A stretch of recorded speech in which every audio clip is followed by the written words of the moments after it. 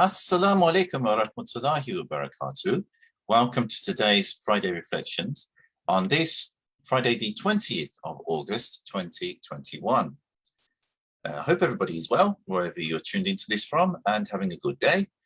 And today I would like to read to you about one of the great awliya Allah of the Naqshbandi Tariqah, Shaykh Abdul Khaliq al-Ghujdawani. And I'm going to read from this book, the Naqshbandi Sufi Way by Mawlana Shaykh Hisham Kabbani, and it was published in 1995.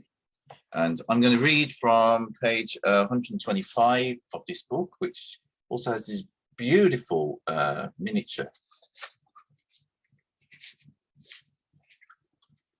Bismillahirrahmanirrahim. Abdul Khaliq al-Ghujdawani. The lights of some people precede their dhikr, while the dhikr of some people precede their lights.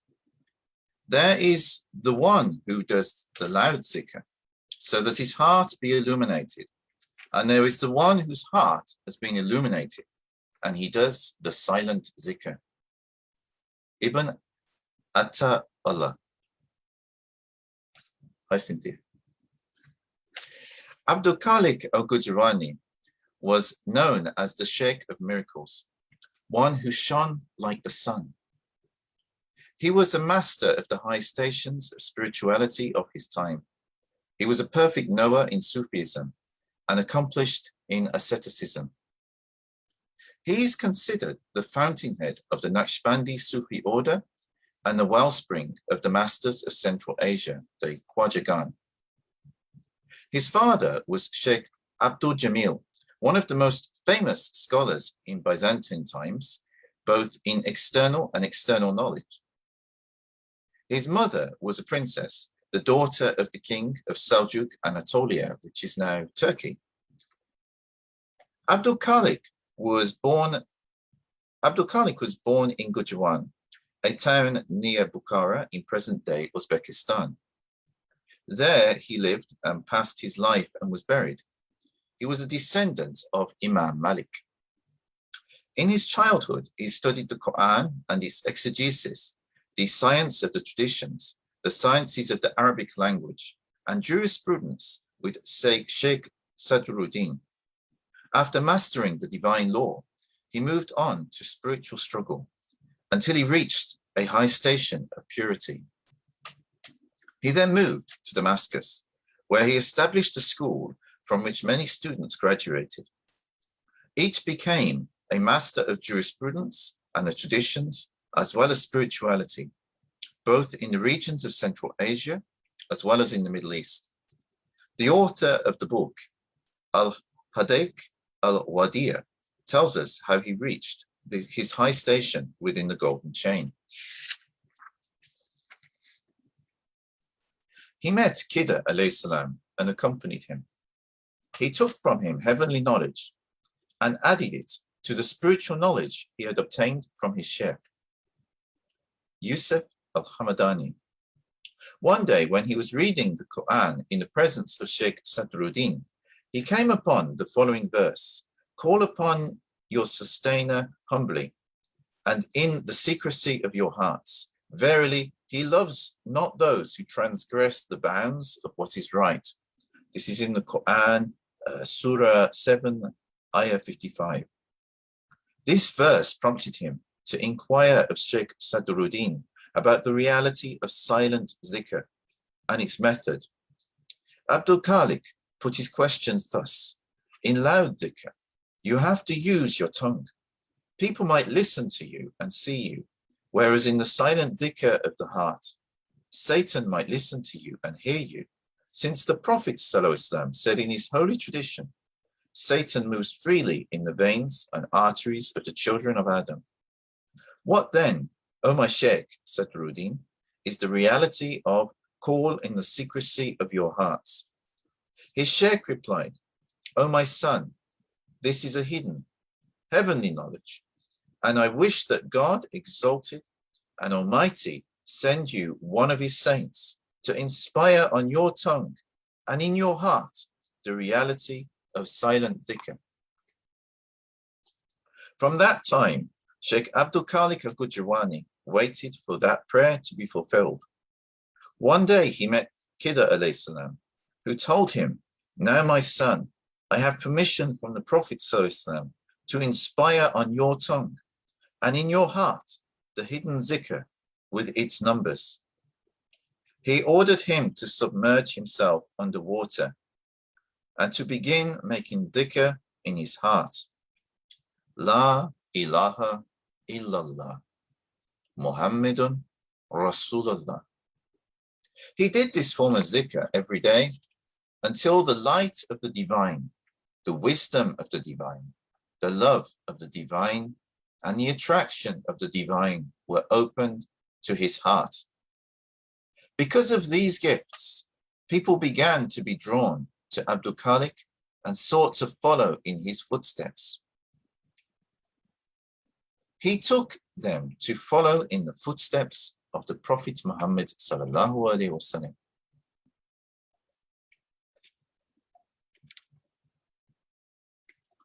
He was the first one in this honorable Sufi order to use the silent dhikr. He was considered the master of that form of dhikr. When his spiritual sheikh, Yusuf al-Hamadani, the arch intercessor, came to Bukhara, he spent his time in serving him. He said about him, "When I was 22 years old, Sheikh Yusuf al-Hamadani asked Khidr alayhi salam to continue raising me and to keep an eye on me until my death." Sheikh Mohammed Pasha, a friend and biographer of Shah Naqshband, said in his book, Fazlul Kitab, that the method of Khwaja Abdul Khaliq al-Ghujdawani in dhikr and the teachings of his 8 principles were embraced and hailed by all 40 Sufi orders as the way of truth and loyalty, the way of consciousness in following the sunnah of the Prophet Muhammad sallallahu alaihi wasallam, by leaving innovation and by scrupulously opposing low desires. Because of that, he became the master of his time and the first in this line of spirituality. His reputation as an accomplished spiritual master became widespread. Visitors flocked to see him from every land. He gathered around him the loyal and sincere disciples for training and teaching. In this regard, he wrote a letter to his son, Al-Kalb al-Mubarak, Sheikh Ulia al-Kabir, to specify the conduct of the followers of this order. It says, "O my son, I urge you to acquire knowledge and righteous conduct and the fear of God. Follow the steps of the pious early generations of Muslims. Hold fast to the sunnah of the Prophet ﷺ and keep company with the sincere believers. Study jurisprudence, the traditions, and the Quranic commentary. Avoid ignorant charlatans and maintain the prescribed prayers in congregation. Beware of fame and its danger. Be among the ordinary people and do not seek positions. Do not enter into friendship with kings and their children, nor with innovators. Keep silent. Don't eat excessively, and don't sleep excessively. Run away from people as you would run from lions. Keep seclusion. Eat lawful food and leave doubtful actions except in dire necessity. Keep away from the love of the lower world, because it might fascinate you. Do not laugh too much, because too much laughter will be the death of the heart. Do not humiliate anyone. Do not praise yourself. Do not argue with people. Do not ask anyone for anything except God. Do not ask anyone to serve you. Serve your shaykhs with your money and abilities. Do not criticize their actions. Anyone who criticizes them will not be safe because he does not understand them. Make your deeds sincere by intending them only for God. Pray to Him with humbleness. Make your business jurisprudence, your mosque your house, and your friend your Lord. The principles of the Naqshbandi way. Abdul Khaliq al-Ghujdawani coined the following phrases, which are now considered the principles of the Naqshbandi Sufi order. 1. Conscious breathing. Conscious breathing, hosh dadam, means mind, hosh, and breath, dam. According to Abdul Khaliq al-Ghujdawani, it means the wise seeker must safeguard his breath from heedlessness, coming in and going out, thereby keeping his heart always in the divine presence. He must revive his breath with worship and servitude and dispatch this worship to his Lord full of life, for every breath which is inhaled and exhaled with the presence is alive and connected with the divine presence. Every breath inhaled and exhaled with heedlessness is dead, disconnected from the divine presence. Ubaidullah al-Ahrar said, the most important mission for the seeker in this order is to safeguard his breath. And he who cannot safeguard his breath, it would be said of him, he lost himself. Shah Naqshband said, this order is built on breath. So it is a must for everyone to safeguard his breath in the time of his inhalation and exhalation, and further to safeguard his breath in the interval between the inhalation and exhalation. Shaykh Abdul Janab Najmuddin al-Kubra said in his book, Fawati al-Jamal, dhikr is flowing in the body of every single living creature by the necessity of their breath, even without will, as a sign of obedience, which is part of their creation. Through their breathing, the sound of huwa, of the divine name of God, is made with every exhalation and inhalation, and it is a sign of the unseen essence, serving to emphasize the uniqueness of God. Therefore, it is necessary to be present with that breathing in order to realize the essence of the Creator. The name Allah, which encompasses the 99 names and attributes, consists of 4 letters, Alif, Lam, Lam, and the same Ha, Allah. The people of Sufism say that the absolute, unseen essence of God, exalted and almighty, is expressed by the last letter vowelized by the Alif, Huwa. The first Lam is for the sake of identification. The second Lam is for the sake of emphasis. Safeguarding your breath from heedlessness will lead you to complete presence. Complete presence will lead you to complete vision. Complete vision will lead you to complete manifestation of God's 99 names and attributes. God leads you to the manifestation of his 99 names and attributes and all his other attributes, because it is said, Allah's attributes are as numerous as the breaths of human beings. It must be known by everyone that securing the breath from heedlessness is difficult for seekers. Therefore, they must safeguard it by seeking forgiveness, because seeking forgiveness will purify it and sanctify it and prepare the seeker for the real manifestation of God everywhere. So in summary, the point is you focus on your breath when you're breathing in and feel the presence of Allah within you, feel that connection with Allah. And when you breathe out, Hu meaning is. God is with you.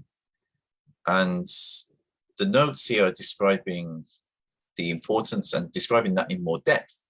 But the importance is to focus on your breath, to be conscious of your breath, not to just breathe heedlessly, not knowing what you're doing, but to focus on it. Focus on it, to be conscious of it. Because it's your breath that gives you life. So there's a very deep and profound spiritual connection between breathing and the life that Allah gives you. And the one who meditates on their breath, they start to become more aware of this. And it helps them raise their spiritual station. Bismillah.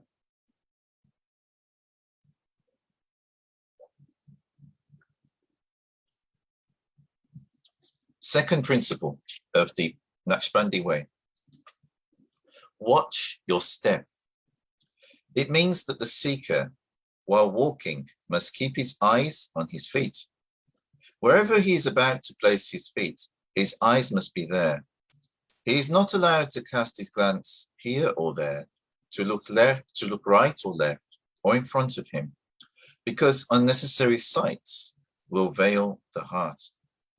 Most veils on the heart are created by the images which are transmitted from your eyes to your mind during your daily lives.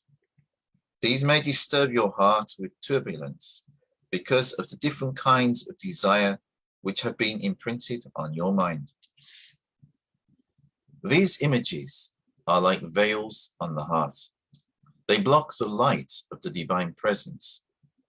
This is why Sufi saints do not allow their followers who have purified their hearts through constant dhikr to look at other than their feet.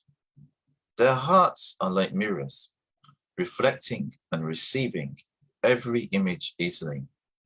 This might distract them and bring impurities to their hearts. So the seeker is ordered to lower his gaze in order not to be assailed by the arrows of devils. Lowering the gaze is also a sign of humility. Proud and arrogant people never look at their feet. It is also an indication that one is following in the footsteps of the Prophet ﷺ, who when he walked, never used to look right or left, but used to look only at his feet, moving steadfastly towards his destination. It is also a sign of a high state when the seeker looks nowhere except towards his Lord. Like one who intends to reach a destination quickly, so too the seeker of God's divine presence is single-minded, not looking to his right or his left, not looking at the desires of this world, but looking only for the divine presence. Imam al-Rabbani Ahmed al-Furuki said, "The gaze precedes the step, and the step follows the gaze. The ascension to the high state is first by the vision, followed by the step. When the step reaches the level of the ascension of the gaze, then the gaze will be lifted up to another state, to which the step follows in turn. Then the gaze will be lifted even higher, and the step will follow its turn, and so on until the gaze reaches a state of perfection to which it will pull the step. We say, when the step follows the gaze, the disciple has reached the state of readiness in approaching the footsteps of the Prophet, peace be upon him. So the footsteps of the Prophet ﷺ are considered the origin of all steps." Shah Naqshband said, "If we look at the mistakes of our friends, we will be left friendless, because no one is perfect." SubhanAllah, is there anybody who actually follows this today? Maybe a few shaykhs, a few very devoted murids. We all have to ask Allah's forgiveness, because I think today, in today's world, with so many distractions, with so much imagery everywhere, and focus on dunya, this is it's rare for people to follow this fully. But this last point of Shah Naqshband, if we look at the mistakes of our friends, we will be left friendless because no one is perfect. This perhaps is the main point of it. Even if we can't avoid looking around us, and sometimes in today's world, it's not necessarily wise to do that because you may fall into all sorts of dangers by not being aware of what's going on around you. But be careful not to let that enter your heart and not to let that distract you from what you need to be doing. And this is the very difficult point. And also, as Shah Naqshband said, don't look at the mistakes of your friends too much. Because if you're looking at people's mistakes, it's the same actually as what Hazrat Isa warned. That before you look at the speck in your brother's eye, remove the plank from your own eye. In other words, if we look at other people and look at their faults, if we look in a mirror and look at ourselves, we'll undoubtedly find that we have at least as many faults as them, probably much bigger faults, like the speck in the person's eye compared to a big plank. And if we disassociate with people just because of this, we will be left with no one to associate with, because human beings are by nature weak, flawed, and make mistakes.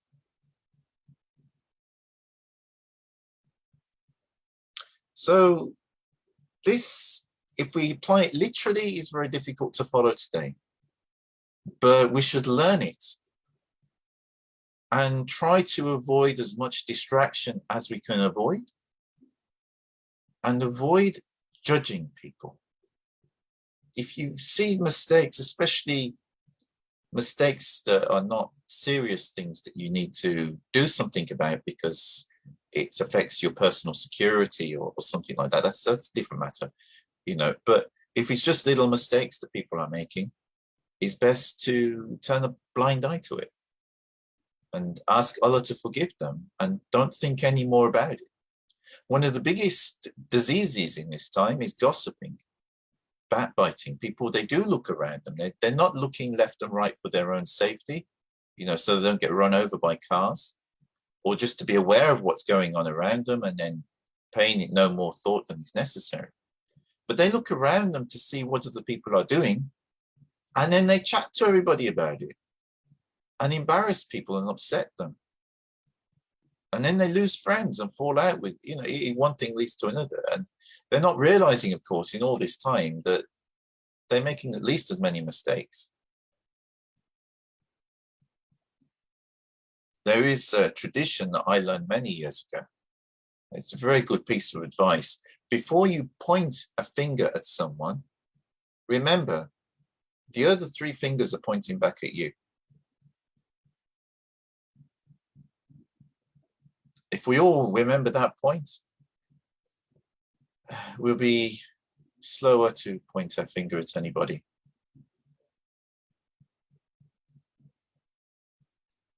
The third principle of the Naqshbandi Tarka, journey homeward. The journey homeward means that the seeker travels from the world of creation to the world of the Creator. It is related that the Prophet ﷺ said, I am going to my Lord from one state to a better state, and from one station to a higher station. It is said that the seeker must travel from the desire for the forbidden to the desire for the divine presence. The Naqshbandi Sufi order divides that travel into two categories. The first is external journeying, and the second is internal journeying.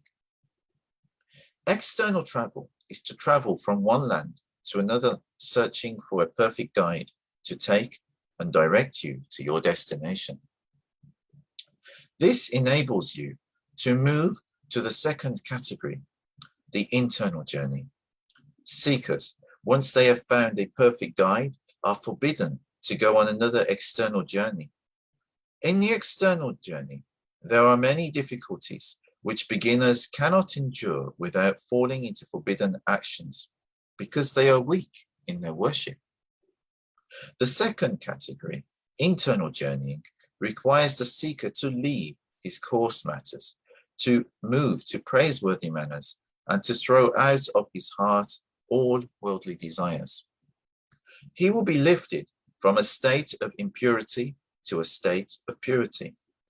At that time, he will no longer be in need of more internal journeying.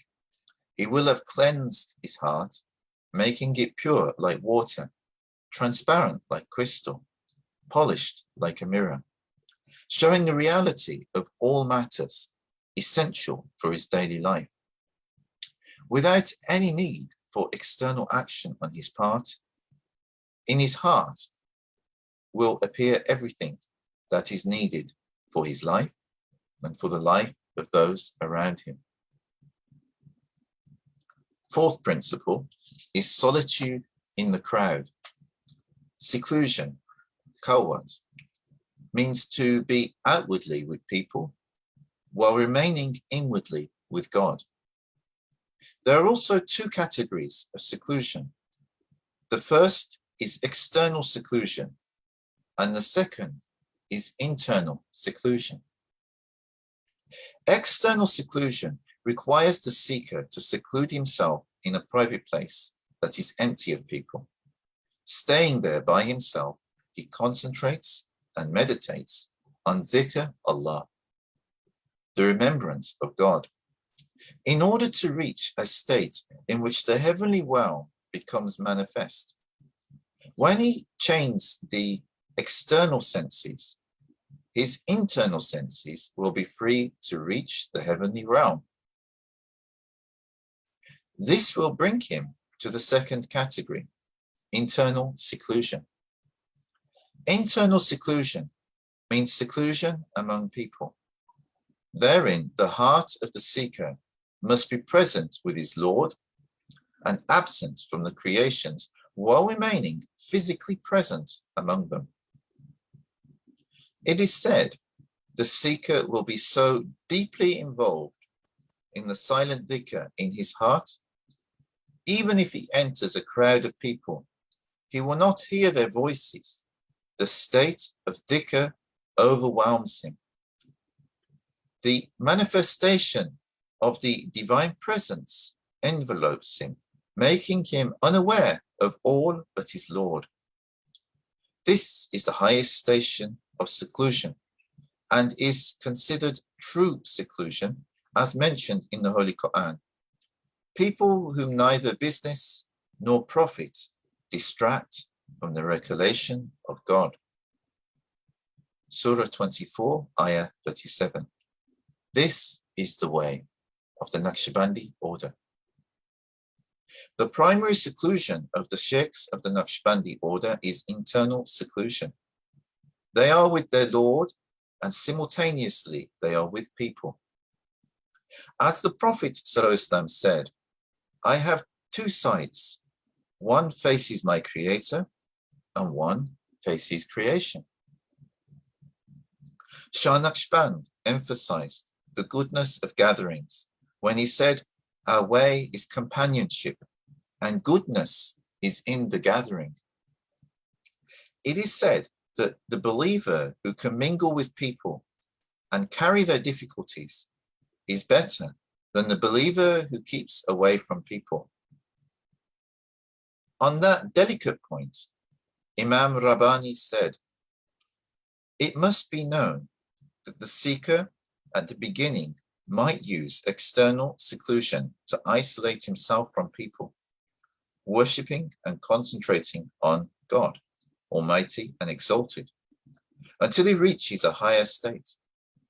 At that time, he will be advised by his sheikh, in the words of Sayyid al-Qaraz, perfection is not in exhibitions of miraculous powers, but perfection is to sit among people, sell and buy, marry and have children, and yet never leave the presence of God, even for one moment.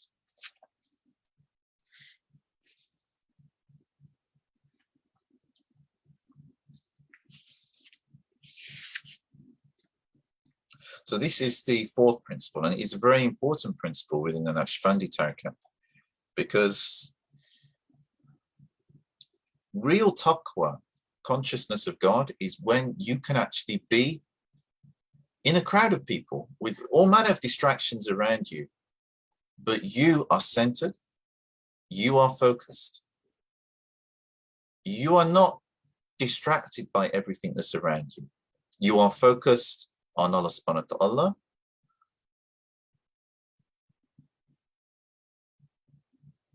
You're remembering the Prophet Muhammad sallallahu alaihi wasallam,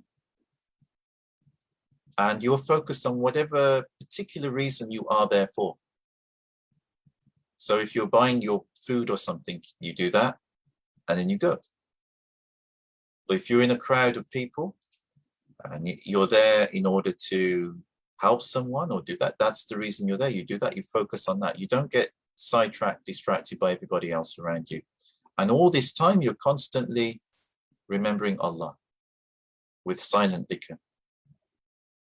This is the ideal. Of course, to achieve this state, it's an ongoing process. So don't worry if you're not there yet, because it takes many years to perfect that. And there's always room for improvement. But this is the it's a very important point of the Naqshbandi Tariqah. And it is something that is very Naqshbandi as well, because you get some Sufi orders, they will advise people to seclude or live in isolated communities or things like this in order to achieve the higher station. But this is not the way of the Naqshbandis. And also, especially if you look at other spiritual traditions, some of them advocate monasticism and things like that, which of course isn't advocated within Islam. But it's a very important point is. The fifth principle of the Naqshbandi Tariqah is essential remembrance. Abdul Khaliq's term was Yad Qad. Yad, remembrance, is dhikr, and qad is the doing of the dhikr. It is the doing of dhikr which is the essence or heart of remembrance. The seeker must recite dhikr by negation and affirmation on his tongue until he reaches the state of contemplation of his heart.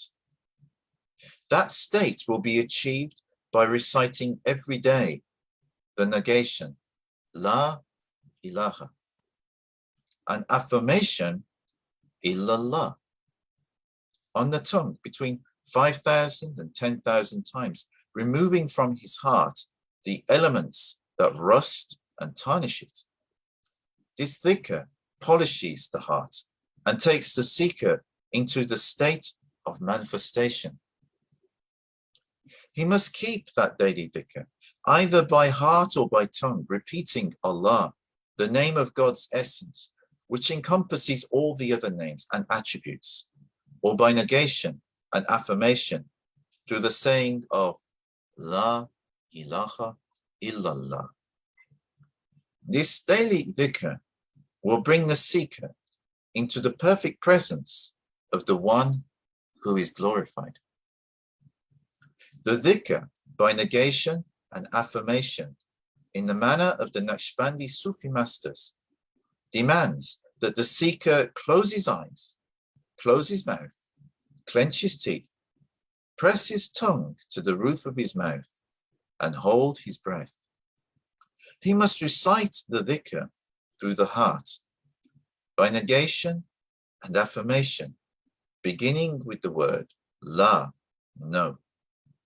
He lifts this La from under his navel up to his brain. Upon reaching his brain, the word La brings out the word Ilaha, God. Moves from, as in a, not the God, yeah, just illa, moves from the brain to the left shoulder and hits the heart with illallah, except the God. When that word hits the heart, its energy and heat spreads to all parts of the body. The seeker who has denied all that exists in this world with the words La ilaha affirms with the words illallah that all exists, so that all that exists has been annihilated in the divine presence. The seeker repeats this with every breath, inhaling and exhaling, always making come to the heart. According to the number of times prescribed to him by his sheikh, the seeker will eventually reach the state where in one breath he can repeat La ilaha illallah 23 times. A perfect sheikh can repeat La ilaha illallah an infinite number of times in every breath. The meaning of this practice is that the only goal is Allah and that there is no other goal for us. The understanding of the divine presence as the only existence awakens in the heart of the disciple the love of the Prophet Muhammad ﷺ, and at that time he says, Muhammadan Rasulullah, Muhammad is the Prophet of God, which is the heart of the divine presence. The sixth principle, returning. This is a state in which the seeker who recites dhikr by negation and affirmation comes to understand the Holy Prophet ﷺ's phrase, "Oh my God, you are my goal and your good pleasure is my aim." The recitation of this phrase will increase the seeker in the awareness of the oneness of God until he reaches the state in which the existence of all creation vanishes from his eyes. At that he sees, wherever he looks, is the Absolute One. The Naqshbandi disciples recite this sort of zikr in order to extract from their hearts the secret of oneness and to open themselves to the reality of the unique divine presence. The beginner has no right to leave the zikr if he does not find its power appearing in his heart. He must keep on reciting it in imitation of his shaykh, because the Prophet ﷺ has said, whoever imitates a group of people will belong to them, and whoever imitates his teacher will someday find this secret opened in his heart. The meaning of the word returning is the return to God, exalted and almighty, by showing complete surrender and submission to his will and complete humbleness in giving him all due praise. That is the reason the Holy Prophet mentioned in his invocation, "We did not remember you as you deserve to be remembered, O God." The seeker cannot come to the presence of God in his dhikr and cannot manifest the secrets and attributes of God in his dhikr if he does not recite dhikr with God's support and with God's remembrance of him. As Bayazid said, when I reached him, I saw that his remembering of me preceded my remembrance of him. The seeker cannot recite dhikr by himself. He must recognize that God is the one reciting dhikr through him.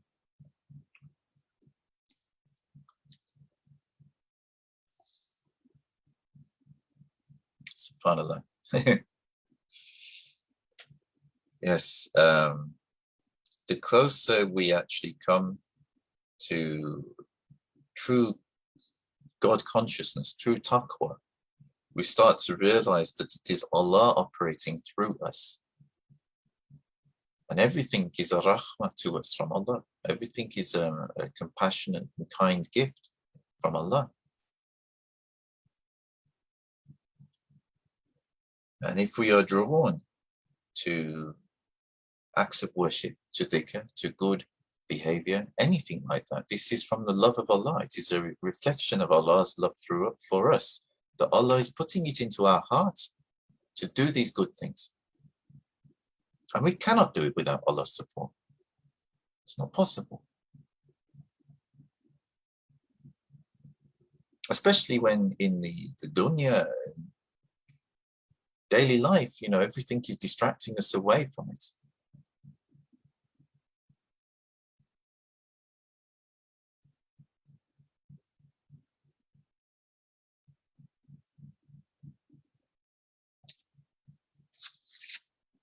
So remember the Prophet's phrase, "O Allah, you are my goal, and your good pleasure is my aim." O Allah, you are my goal, and your good pleasure is my aim. And we should also remember this one. I often read this in my du'as. We did not remember you as you deserve to be remembered, O Allah. I often say, we do not thank you as you deserve to be thanked. But it's the same principle. But we have to let Allah work through us. This is how it really works. And this is why the sixth principle of the Naqshbandi Tariqah is called returning. We might be here physically in this world, but in our hearts, we return back to Allah and let Allah work through us. The seventh principle is attentiveness. Attentiveness means that the seeker must watch his heart and safeguard it by preventing bad thoughts from entering it. Bad inclinations keep the heart from joining with the divine. It is acknowledged in the Naqshbandi order that for a seeker to safeguard his heart from bad inclinations for 15 minutes is a great achievement. For this, he would be considered a real Sufi. Sufism is the power to safeguard the heart from bad thoughts and to protect it from low inclinations. Whoever accomplishes these two goals will know his heart, and whoever knows his heart will know his Lord. The Holy Prophet Salam said, "Whoever knows himself knows his Lord." One Sufi Shaykh said, "Because I safeguarded my heart for 10 nights, my heart has safeguarded me for 20 years. Abu Bakr al-Kitani said, "I was the guard at the door of my heart for 40 years, and I never opened it for anyone except God, Almighty and Exalted, until my heart did not know anyone except God, Almighty and Exalted." Abul Hassan al-Kakani said, "It has been 40 years that God has been looking at my heart and has seen no one except himself, and there is no room in my heart for other than God." The eighth principle, recollection. Recollection refers to when the reciter of dhikr safeguards his heart with negation and affirmation in every breath without leaving the presence of God Almighty and Exalted. It requires the seeker to keep his heart in God's divine presence continuously. This allows him to realize and manifest the light of the unique essence of God. He then casts away 3 of the 4 different forms of thoughts: egoistic thoughts, evil thoughts, and angelic thoughts, keeping and affirming solely the 4th form of thought, truthful thoughts. This will lead the seeker to the highest state of perfection by discarding all imaginings and embracing only the reality, which is the oneness of God, Almighty and Exalted. So these 8 principles of the Naqshbandi Tariqah, which were actually coined by Abdul Khaliq al-Ghujdawani.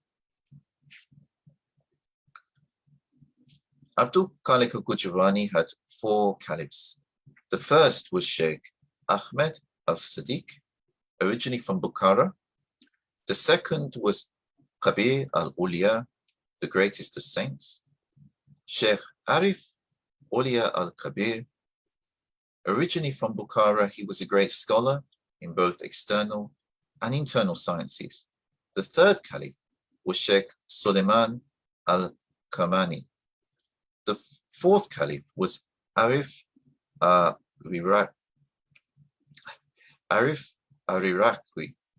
It is the fourth caliph that Abdul Khaliq passed the secret of the golden chain before he died on the 12th of Rabi al-Awwal, 575 AH, 1179 CE.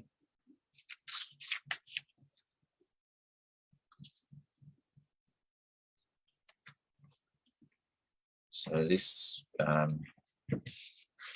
recollection of Shaykh Abdul Khaliq al-Ghujdawani in the Naqshbandi Sufi Way by Mawlana Shaykh Hisham Kabbani.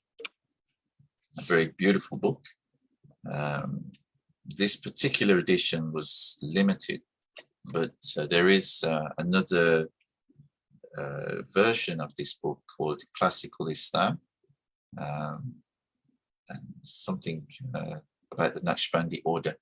And that book it's also got a lot of the same written content as this book, but it's a later edition and it doesn't have all of the pictures which are in this book.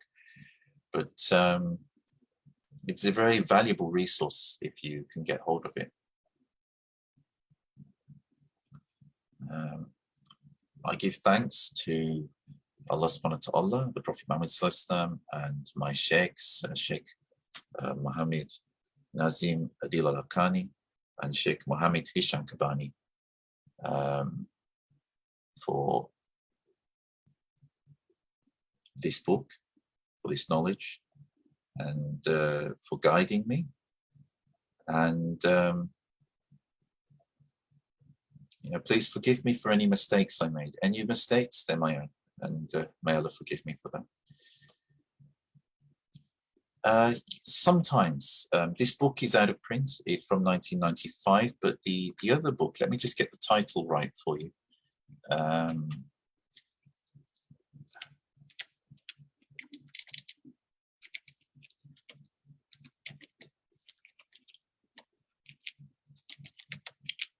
Okay, the more recent version of the book is called Classical Islam and the Naqshbandi Sufi Tradition. So a lot of the written content that's found in this book is found in that book, but it doesn't have all the same pictures.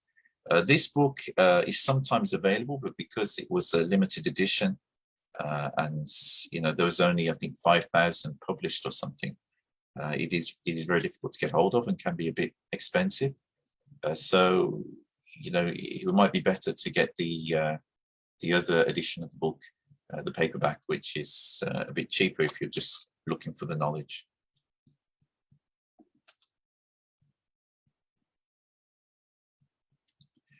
Okay, well, I need to sign off now, but I hope you found that useful and interesting and beneficial.